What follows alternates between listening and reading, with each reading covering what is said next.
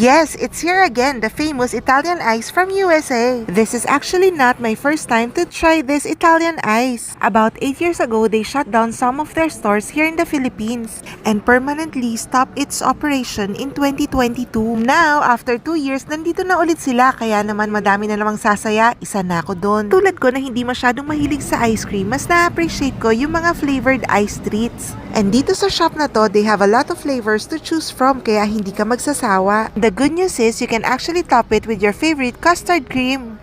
You can also customize your orders by mixing different flavors of ice, custard, and toppings. And if you haven't tried some of their flavors, you are free to taste them before ordering. Actually, pwede na nga hindi ka mag-order, mag-free taste ka na lang ng lahat ng flavors, char. Uy, wag niyong gagawin yon.